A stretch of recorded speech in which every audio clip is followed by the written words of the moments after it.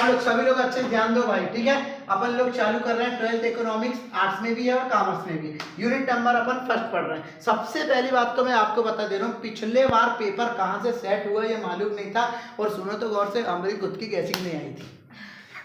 हमने सोचे जो पहले से हो रहा वही होएगा, हमने वही बच्चों को दे दिए। अब बच्चों को दे दिए, बच्चे आके मुंह बना रहे, माँ की यार पेपर कहाँ से आया, पेपर कहाँ से आया। मैंने बच्चों को कहा अबे मेरी गैसिंग फेल हुई क्या? बोले हाँ सर। तो मैंने कहा किसकी आई? बोले किसी की नहीं आई। तो बात खत्म, फेल तो होनी थी। जब अपनी गैसिंग फेल हो गई तो दूसरे मास्टर में कोई दम ही नहीं है किसी गैसिंग आ जाए। पर इस बार नहीं होगा। इस बार तो मैंने अपनी तैयारी से हूँ, ठीक है। 3 से 4 महीने इसके साथ मैंने पर्सनल गुजारा हूँ। और जो आदमी किसी के साथ 3 से 4 महीने पर्सनल गुजार दे, ठीक है, तो वो शायद 3 हो सकता है। तो यहाँ पे देखिएगा आप, अपन लोग पढ़ते हैं इकोनॉमिक्स। अगला देखते हैं इंट्रोडक्शन। यहाँ पे आपको 2 प्रकार की इकोनॉमिक्स दी गई है। एक इकोनॉमिक्स दी है आपको माइक्रो इकोनॉमिक्स और एक दी है मैक्रो इकोनॉमिक्स, दोनों में अंतर है। और इस यूनिट, पहली यूनिट है आपका introduction about micro economics. Micro economics का आपको दिया है इंट्रोडक्शन, पहली यूनिट में दिया। यहाँ से 1 नंबर के 2 क्वेश्चन आ रहे हैं और 2 नंबर का 1 क्वेश्चन आ रहा है। टोटल मिला के यहाँ से 4 नंबर का क्वेश्चन आ रहा है। चलिए मेन टॉपिक पे आते हैं। सबसे पहला मेन टॉपिक है आपका अर्थशास्त्र। अर्थशास्त्र किसे कहते हैं? अर्थशास्त्र 2 शब्दों से मिलकर बना है, अर्थ धन शास्त्र। अर्थ का अर्थ होता है धन और शास्त्र का मतलब होता है विज्ञान। एक ऐसा विज्ञान जो धन कमाता है उसे अर्थशास्त्र कहते हैं। एक ऐसा शास्त्र जो धन कमाता है उसे हम अर्थशास्त्र कहते हैं। ये हो गई आपकी अर्थशास्त्र की मीनिंग। तो अर्थशास्त्र बोले तो इकोनॉमिक्स किसे कहेंगे? इकोनॉमिक्स तो those are activities are related to an only wealth is called economics. तो इकोनॉमिक्स क्या है? इकोनॉमिक्स एक ऐसी ब्रांच है, अर्थव्यवस्था की एक ऐसी ब्रांच है जहां पर केवल वेल्थ आता है, केवल धन आता है। तो धन के शास्त्र को ही क्या कहा जाता है? अर्थशास्त्र कहा जाता है। सिंपल वर्ड में अगर अपन बोले तो क्या बोलेंगे? तो wealth of science, wealth of science, धन का विज्ञान ही क्या है? अर्थशास्त्र है, इकोनॉमिक्स है। तो क्या लिखेंगे? Wealth of science is called economics because economics are related to only wealth. ठीक है। बहुत सारे अर्थशास्त्री पैदा हुए जिन्होंने अर्थशास्त्र की परिभाषा दी है। किसी लोगों ने कहा कि अर्थशास्त्र धन का शास्त्र है, तो किसी ने कहा अर्थशास्त्र साध्य है। डिफरेंट टाइप के यहाँ पर प्रोफेसर आए, उन्होंने अपनी अपनी लैंग्वेज में आंसर दिया। फिर बाद में ये पता चला कि अर्थशास्त्र के 2 ही टाइप हमारे सामने निकल के आए, अर्थशास्त्र के 2 ही प्रकार हमारे सामने निकल के आए। एक प्रकार अर्थशास्त्र का है व्यष्टि अर्थशास्त्र और एक है समष्टि अर्थशास्त्र। 2 टाइप्स ऑफ सैद्धांतिकता के आधार पर अगर अपन देखें तो सैद्धांतिकता के आधार पर अर्थशास्त्र 2 प्रकार के होते हैं, एक व्यष्टि अर्थशास्त्र और एक समष्टि अर्थशास्त्र। तो economics are 2 types, micro economics and macro economics. अब चलते हैं व्यष्टि अर्थशास्त्र क्या है। व्यष्टि अर्थशास्त्र एक ऐसा अर्थशास्त्र होता है जिसके अंतर्गत व्यक्तिगत इकाइयों का या व्यक्तिगत चरों का अध्ययन किया जाता है, जैसे व्यक्तिगत प्राइस, व्यक्तिगत डिमांड, व्यक्तिगत इनकम इत्यादि। इसे ही हम व्यष्टि अर्थशास्त्र कहते हैं। जब संपूर्ण अर्थव्यवस्था का अध्ययन न करते हुए उस अर्थव्यवस्था के छोटे छोटे टुकड़ों का, छोटे छोटे इकाइयों का अध्ययन जब हम करते हैं, तो स्टडी करते हैं, तो उस प्रोसेस को हम कहते हैं व्यष्टि अर्थशास्त्र। जिस प्रकार पूरे भारत का जब हमें स्टडी करना हो तो पूरा होल स्टडी ना करके भारत के एक छोटा सा एक राज्य, भाई एक राज्य को उठाएंगे, उसका कैलकुलेशन करेंगे, वही है व्यष्टि अर्थशास्त्र। धीरे धीरे करके फिर वो होल इकोनॉमी बनेगी। तो व्यष्टि अर्थशास्त्र क्या है? तो व्यष्टि अर्थशास्त्र एक ऐसी अर्थशास्त्र है जिसमें व्यक्तिगत चरों का अध्ययन किया जाता है, जैसे व्यक्तिगत आय, व्यक्तिगत समाज, व्यक्तिगत मूल्य, व्यक्तिगत मांग इत्यादि। इसे हम कहते हैं व्यष्टि अर्थशास्त्र। तो अब किसी ने पूछा what do you mean by micro economics, तो क्या लिखेंगे? माइक्रो इकोनॉमिक्स क्या करती है? केवल इंडिविजुअल इकोनॉमिक वेरिएबल्स की स्टडी करती है। क्या करती है? स्टडी करती, ओनली सिर्फ क्या करेगी, इंडिविजुअल यूनिट्स का कैलकुलेशन करेगी या इंडिविजुअल इकोनॉमिक वेरिएबल्स की स्टडी करेगी। उस प्रोसेस को हम कहते हैं माइक्रो इकोनॉमिक्स। ठीक है, those are activities are studies only and individual economic variable is called micro economics. Like that the micro economics example for like that individual demand, individual income, individual price etcetera is called micro economics. Microeconomics scope are narrow and microeconomics are only studied to individual units of the country is called microeconomics. Is that clear? जो पूरी country की small units का, छोटी छोटी units का, छोटे छोटे individual variables का कैलकुलेशन कर ले उसे माइक्रो इकोनॉमिक्स कहते हैं। अगर पूरे देश का अध्ययन करना हो स्टडी तो माइक्रो इकोनॉमिक्स नहीं है, वो मैक्रो है। तो माइक्रो के लिए आपको देश के छोटे छोटे से टुकड़े पे आना पड़ेगा, छोटे छोटे देश के टुकड़ों पे जाके उसका अध्ययन करना पड़ेगा, उसकी स्टडी करना पड़ेगा, तब जाके वो माइक्रो इकोनॉमिक्स कहलाएगा। तो what do you mean by micro economics? तो micro economic is the small units of the country या small units of the country is called microeconomics. The microeconomics are only study to about the individual units, individual economic variable is called microeconomics. So we can say that the simple language of the microeconomics and are study only the individual economics variables of the country, so is called microeconomics. Is that clear? Yes sir. Okay, are you understand? बताइए आप समझ में आए कि नहीं? Yes, और छोटे में चलता हूं और छोटा करता हूं, 2 नंबर का है, आज ज्यादा आपके प्राण नहीं पीता हूं। तो आपको क्या करना है, micro economic is the branch of economics. सबसे पहले इकोनॉमिक्स पैदा हुई, फिर वो 2 भाग में बटी, एक माइक्रो इकोनॉमिक्स और एक मैक्रो इकोनॉमिक्स। तो क्या लिखेंगे, micro economic is the part of, is the components of the economics. यानी इकोनॉमिक्स का यह एक क्या है, पार्ट है, यह एक अंग है। तो आप अपने आंसर को ऐसा भी बना सकते हैं बच्चों कि माइक्रो इकोनॉमिक्स क्या है, micro economic is the part of economics. In this part only study and calculation about the small units of the country is called microeconomics. Like that individual demand, individual price, individual income, etc. ये हो गई बात खत्म। और नहीं समझ में आ रहा है तो माइक्रो इकोनॉमिक्स और which economics, in this economics study only and individual economic variables is called micro economics. Like that individual demand, individual income, individual price. अब बताइए आप लोग, अब माइक्रो इकोनॉमिक्स की मीनिंग समझ में आई थी?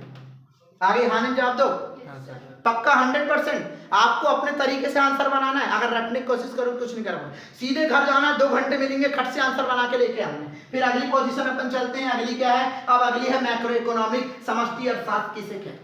समष्टि कुछ नहीं करना है, इसी में आपको सम ऑफ लगाना है, इसी में सम ऑफ लगाना है, या सम ऑफ नहीं लगाना तो एग्रीगेट लगाना है, एग्रीगेट लगाना है और आंसर जैसे का वैसे ही हो जाएगा, कोई दिक्कत की बात नहीं।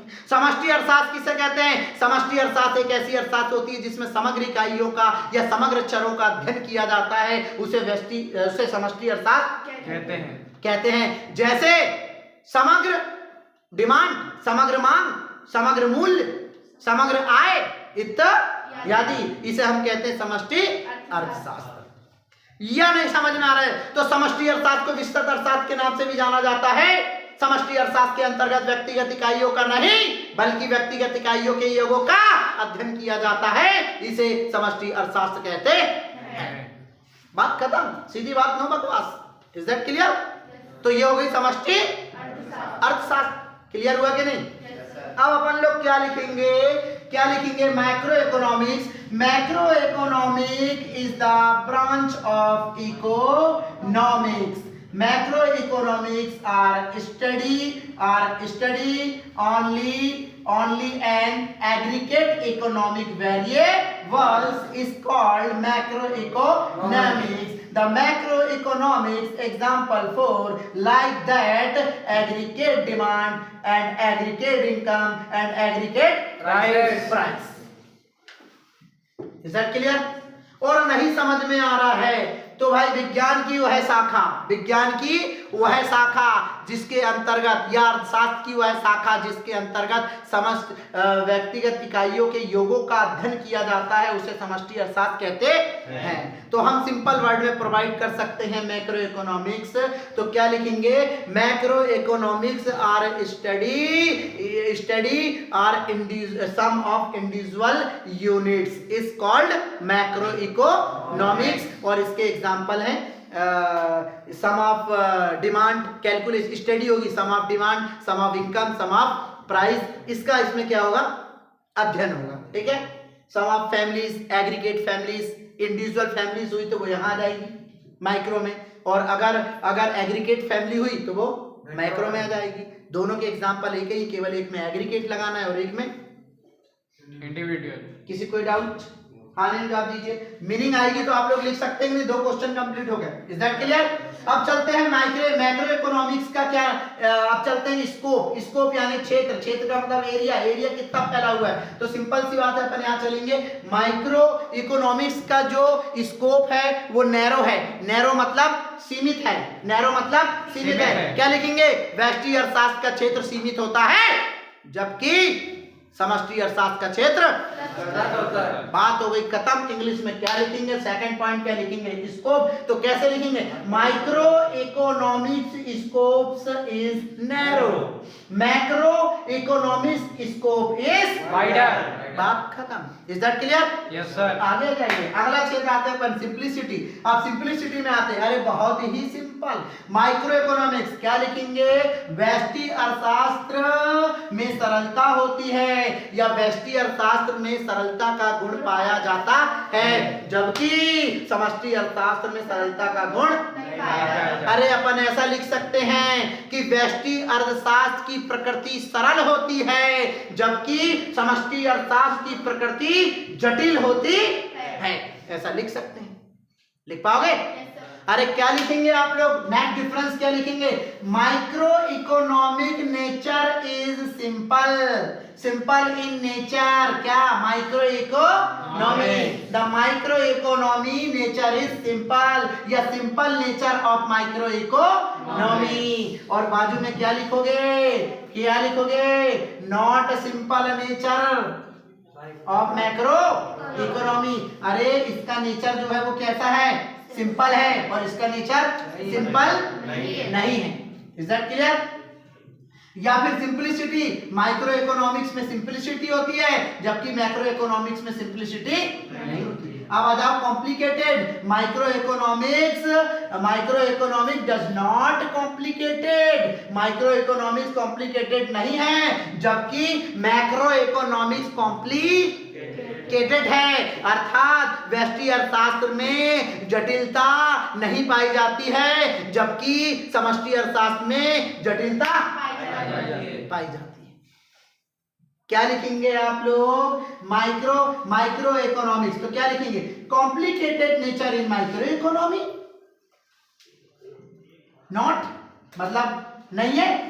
तो क्या लिखेंगे अपन? Micro economic not complicated but macro economic is complicated, very complicated. Is that clear? Clear हुआ? नहीं जल्दी बोलो।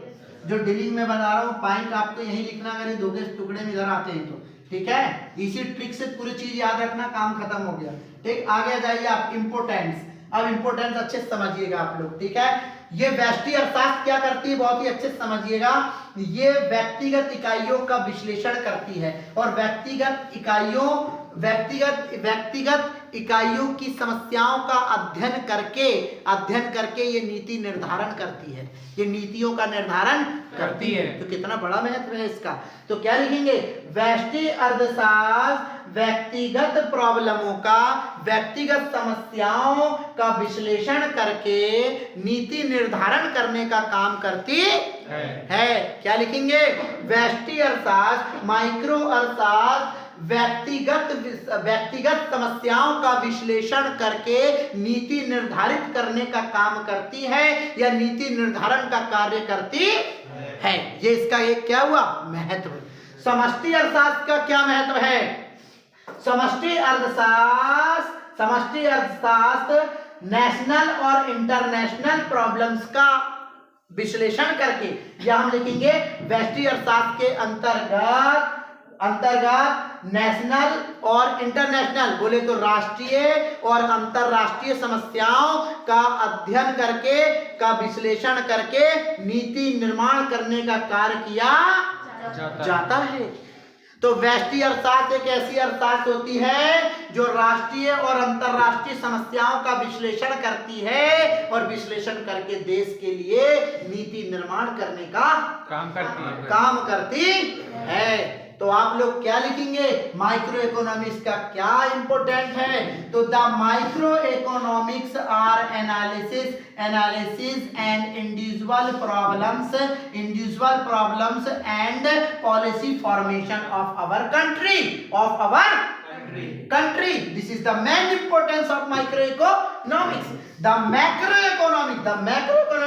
main importance of macroeconomics are analysis, national and international problems and policy formation of our country. This is the main importance and advantage and merits of the macroeconomics for the whole economy of our country.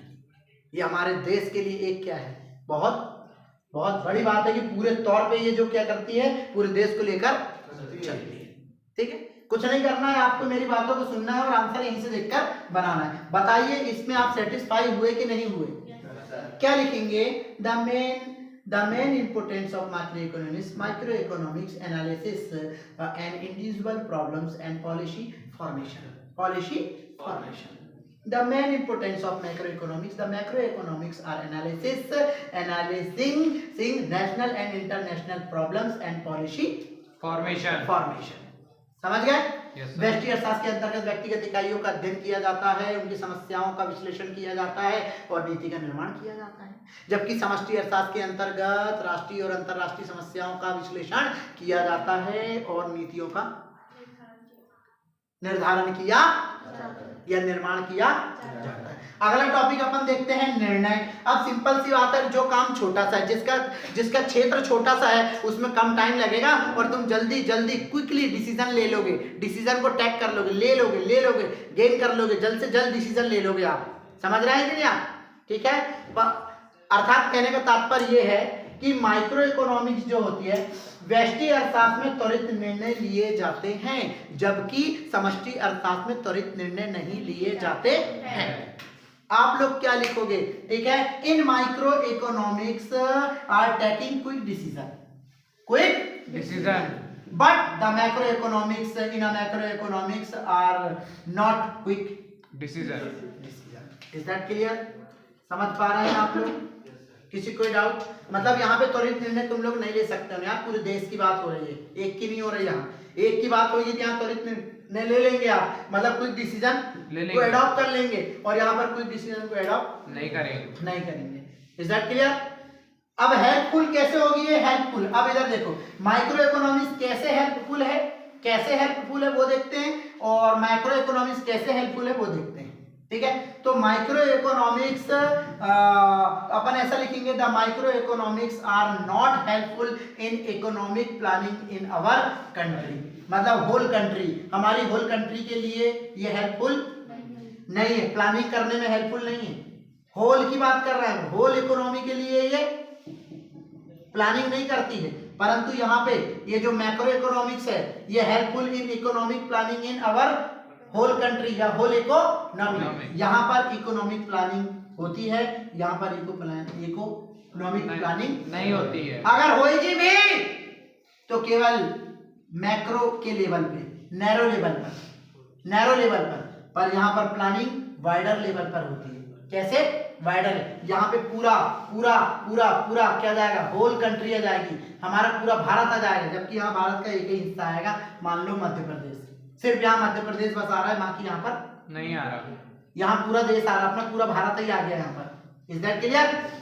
तो क्या लिखेंगे अपन लोग, ठीक है, अपन लोग ऐसा लिखेंगे, the micro economics are not helpful in economic planning in whole country, but the macro economics are helpful in economic planning in our whole economic. Is that clear? अब मुझे बताइए इसमें से क्या समझ में नहीं आया, ठीक, अब बताओ क्या